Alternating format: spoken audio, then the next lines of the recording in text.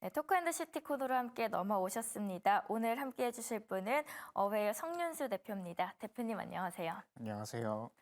네, 오늘은 저희가 앞에서도 실적 이야기를 했지만 오늘 이 시간에서도 실적 이야기로 시작을 해보도록 하겠습니다. 먼저 테슬라 이야기를 풀어볼 텐데요. 내일 새벽 6시에 테슬라가 실적 발표를 앞두고 있습니다. 과연 대표님께서는 어떻게 예상하고 계신가요? 먼저 제가 예상하는 것보다 월가 예상치를 좀 참고를 해보자면은 네. 주당 순이익이 36.4% 정도 감소할 것으로 전망이 되고 있는데요.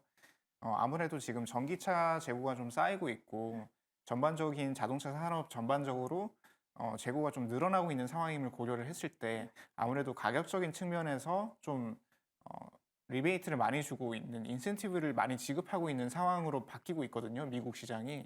그렇기 때문에 테슬라 또한 4분기에 이제 가격 컷을 되게 프라이스 컷을 되게 많이 했었고 그렇기 때문에 주당 순이익이 매출 증가에도 불구하고 36% 정도 감소될 것으로 전망이 되고 있는데 아마 전망치에 부합하는 정도의 주당 순이익 감소치를 보이지 않을까 해요. 왜냐하면은 이제 글로벌 렌트카 회사 허츠가 고객들이 전기차 충전을 불편해한다고 해서 기존에 매입했던 테슬라 차량 및 전기차 차량들을 이제 매도를 하는 이제 다시 팔고 있는 상태고 다른 렌터카 회사들도 비슷한 정책을 내놓고 있고요.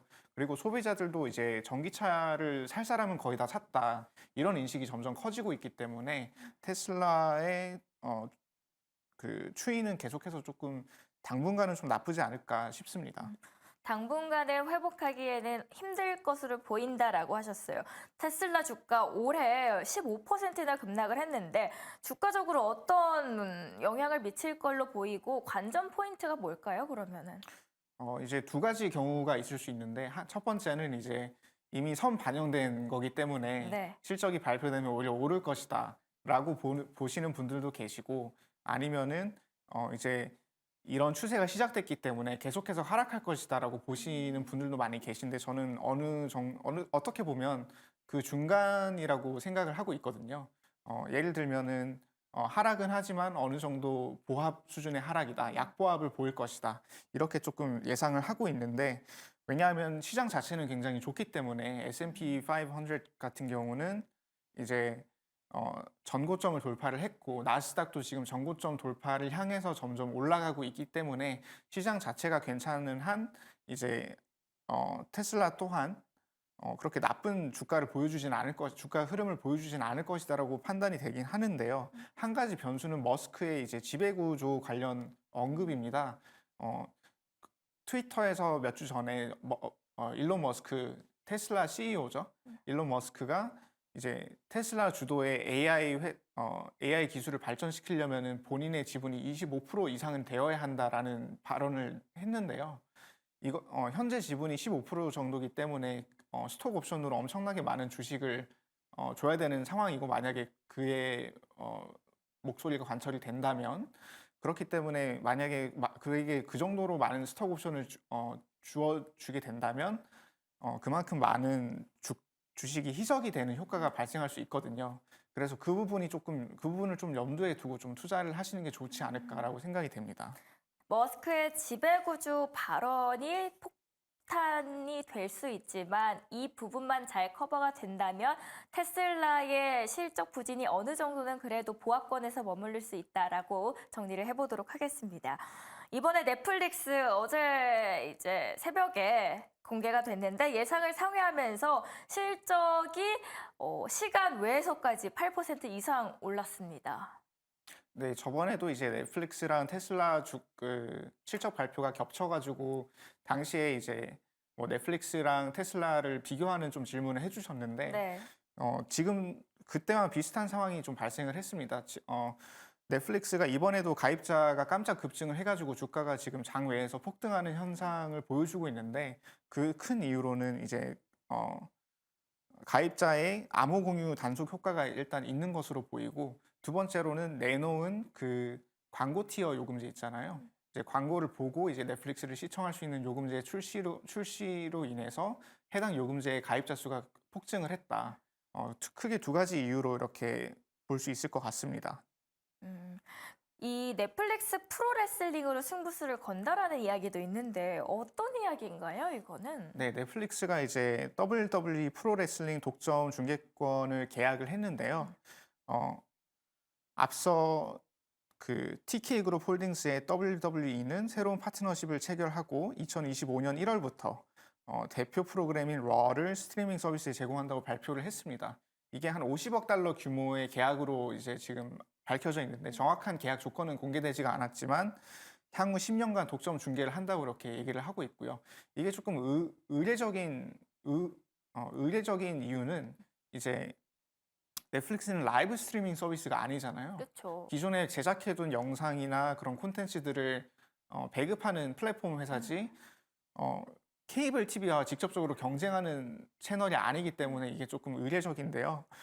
아무래도 넷플릭스랑 케이블 TV가 하는 역할이 점점 겹치게 되면서 넷플릭스도 점점 기존 TV 시장으로 좀 진출하고 있고 그 벽이 허물어지고 있는 게 아닌가 싶습니다. 음. 네, 이번에는 중국 증시로 한번 넘어가 보도록 하겠습니다. 싱가포르에서 4,400억 원 규모의 뭉칫돈을 굴리고 있던 헤지펀드가 펀드를 청산했다라고 발표를 했습니다. 어떻게 된 일인지 낱낱이 파헤쳐 보도록 하겠는데요. 먼저 설명에 들어가기 앞서서 간단하게 이야기를 드리자면 이 추아 CIO라는 분은 싱가포르 헤지펀드 아시아 제네시스 자산운용의 설립자라는 분이고요. 이 추아 CIO가 작년 12월 인터뷰에서 이런 말을 했습니다. 홍콩 주식시장은 모든 악재를 이미 반영했고 반등장에 올라탈 수 있는 일생일대의 기회다라고 표현을 했는데 오히려 시장은 베팅과 반대로 움직이는 상황이 나타난 거죠. 네.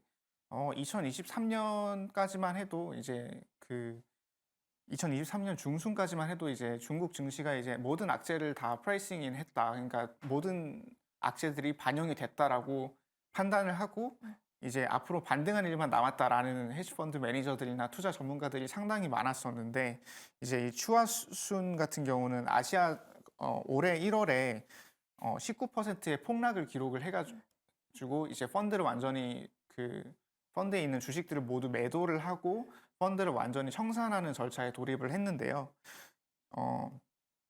이런 계속해서 손실이 발생하는 이유가 뭐냐라고 했을 때 H 증시, 그러니까 홍콩 H 지수가 계속해서 하락을 하고 있는데 그 이유는 이제 부동산 가격의 폭락이 계속해서 지속되고 있고 또 중국 정부의 인터넷 산업이나 게임 산업에 대한 규제가 계속해서 이어지고 있기 때문에 이런 게 아닌가 지금 해석을 하고 있습니다. 그럼 중국 증시 이런 끝없는 추락 어디까지 갈까요? 걱정이 됩니다. 일단 글로벌 투자 회사인 T. 로우 프라이스의 국제 주식 책임자인 저스틴 톰슨은 내가 보고 있는 모든 경제 지표가 생각보다 어떤 사람이 생각했던 것보다 훨씬 더 약하다고 주장을 했고요. 그것도 맞는 말인 게 중국의 산업 생산, 즉 산업 공장에서 나오는 물가 있잖아요. 도매가가 계속해서 하락하고 있습니다. 그게 어떤 의미를 하냐면 중국은 수출에 의존하는 국가인데 예를 들어서 미국의 수출을 되게 많이 하잖아요. 근데 미국에서 물건 수요보다는 서비스에 대한 수요가 점점점 많이 증가하면서 중국의 물품을 더 이상 사들일 이유가 사라지고 있습니다. 그래서 그걸 구매해주는 세계의 공장인데 중국이 그걸 구매해주는 메이저 국가가 미국인데 미국에서 더 이상 중국 제품을 사주지 않으면서 공장 가동률이 떨어지고 있고 공장 가동률이 떨어지니까 많은 사람들이 실직을 하거나 뭐 일자리를 찾지 못하고 있고 청년 실업률이 공식적으로 작년에 20%를 넘었다가 이제 발표를 중단하기도 했잖아요. 근데 아직도 발표를 재개하지 않는 거 보면은 청년 실업 문제도 굉장히 심각하다고 볼 수 있는데 이런 다양한 요인들이 겹치면서 주식 시장이 그에 영향을 받고 또 시진핑 말 한마디에 이제 게임 산업에 대한 규제, 뭐 아이템을 팔 수 없다, 아니면 테크 산업에 대한 규제, 이제 알리바바나 이제 바이두 같은 구글이나 마이크로소프트 같은 기업들의 중국 버전이죠. 그런 기업들이 영업하기 좀 어려운 환경을 조성이 되면서 앞으로도 중국 주식가 긍정적으로 바라볼 수 있을 펀더멘털까지 올라가기에는 시간이 좀 많이 소요되지 않을까 그렇게 전망을 하고 있습니다. 그럼 앞서서 다급한 중국이 그래서 부양책을 내놨는데 이틀 연속해서 부양책을 발표하고 있죠, 지금. 네, 지금 총 이틀간 378조 원 규모의 부양책을 발표를 했고요. 이제 이미지를 보시면은 지급 준비율 동안 0.5%포인트 낮췄습니다. 이거는 되게 굉장히 이례적인데 보통 0.25% 정도씩 내리거든요. 근데 0.5%를 조정했다는 거는 그만큼 중국 인민은행, 그러니까 중국의 중앙은행이 이 일을 그렇게 심각하게 받아들이고 있다로 해석이 되고요. 어, 아무래도 또 증시에 상장된 많은 기업들이 부동산 개발 기업들이다 보니까 개발사들이다 보니까 부동산에 대한 지원 정책을 좀 강화하는 목적도 있는 것으로 보입니다. 음. 중국 증시의 추락 이번엔 커지는 홍콩 ELS 사태에 대해서 이야기를 해보겠습니다. 예고된 악몽이었나요? 예고된 악몽은 아니었다고 볼 수 있는데요. 왜냐하면은 이제 홍콩 H 지수와 연계된 ELS 상품이 집중적으로 판매된 시기가 이제 2021년이었는데 그때가 홍콩 H 지수가 거의 뭐 전고점을 향해서 달려가던 시점이었습니다. 10,000포인트가 넘었었죠. 지금은 5,000포인트대에서 머물고 있는데 10,000포인트가 넘는 가격대에서 지수가 움직이고 있었고 그랬기 때문에 당시에만 해도 홍콩 H 지수가 50% 이상 떨어지진 않겠지 하는 생각으로 이제 증권사들이 그런 상품을 만들기 시작을 한 건데요. 아무래도 예견되기보다는 예견되지 못한 악재였지만 항상 블랙스완은 현실화가 된다는 말이 있거든요. 네. 그래서 블랙스완이 결국 현실화가 된 케이스가 아닌지 이렇게 좀 판단을 하면 좋을 것 같습니다. 이 사태를 좀 막을 방법은 없었을까요? 막을 방법은 이제 증권사에서 상품을 개발을 하고 이제 은행을 통해서 판매를 하는 구조이기 때문에 아무래도 은행에 계신 분들이 증권사에서 직접 만든 상품이다 보니까 증권사에서 만든 상품을 확실히 이해했을 확률이 조금 떨어질 확률이 있다고 생각을 하고요. 첫 번째로. 두 번째로는 이제 불안전 판매 의혹이 있는데 뭐 특정 지점에서 H지수 연계된 ELS 상품이 많이 팔렸다면은 그 지점을 좀 의심해서 조사를 들어가 볼 수는 있겠지만 정확히 콕 집어서 이건 증권사의 책임이다, 은행의 책임이다, 혹은 구매자의 책임이다라고 콕 집어 말할 수는 좀 어렵지 않을까라고 보고 있습니다. 현재 중국의 부동산 상황도 끝을 달려가고 있는데 더 악화될 가능성도 있는지요? 더 악화될 가능성도 충분히 있는 게 지금 현재 500만 호의 그 주택을 향후 5년간 공급 예정인데 그만큼 건설 경기가 그러니까 지금은 더 이상 신규 프로젝트는 그러니까 진행이 되지 않고 있는 상황이에요. 왜냐하면 중국 부동산 같은 경우는 정부가 부동산 개발사한테 땅을 파는데 그 땅을 파는 과정에서 아무런 입찰자가 아무도 없어요. 돈이 없으니 개발사들이 돈도 없고 더 이상 사업성이 나오지 않다 보니까 더 이상 땅 매입에 참여하지 않는 건데요. 그렇기 때문에 이미 계획된 사업들만 진행이 되고 있습니다. 근데 지금 계획된 사업들도 부동산 시장이 무너지고 있으니까 같이 중단이 되거나 혹은 채권 문제로 인해서 중단이 되는 케이스가 굉장히 많은데요. 이게 결국에는 집값이 올라야 해결이 되는 문제인데 중국의 PIR, 그러니까 소득 대비 집값을 보면은 전 세계에서 가장 높은 순위를 차지하고 있는 게 중국이거든요.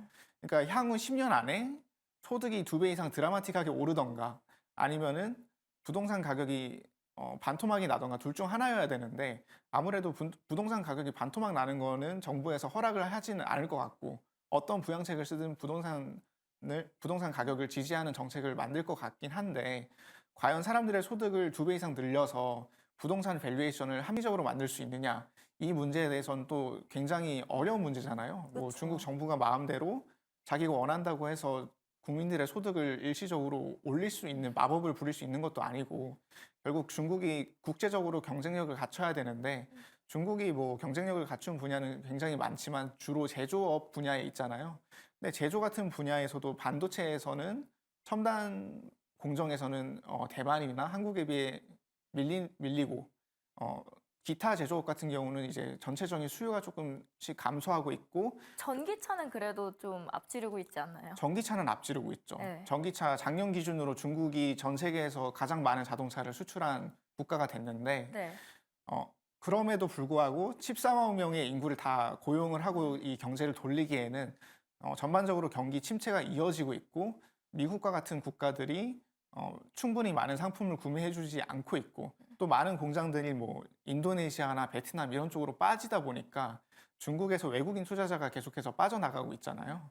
그렇기 때문에 중국의 부동산 경기가 앞으로도 계속 안 좋을 가능성이 높지 않을까에 저는 좀 더 무게를 두고 있습니다. 음, 앞으로 이런 상황에서 그러면은 국내 한국에 미칠 영향은 어떻다고 보시나요, 대표님은? 한국에도 어느 정도 영향이 있을 거라고 보는데 왜냐하면은 그 한국 경기가 중국 경기랑 굉장히 많이 연동이 되어 있어요. 아직까지는. 왜냐하면은 중국에서 많은 그 부품들이나 중간재들을 아직까지는 우리나라에서 많이 사주고 있기 때문인데 근데 작년 기준으로는 근데 미국이 다시 우리나라 최대 수출국 순위를 탈환을 했어요. 그래서 미국 집중도가 높아지면서 점점 우리나라도 중국 영향을 덜 받을 거라는 기대를 품고는 있지만 아직까지는 중국의 영향력이 2위 수준이거든요.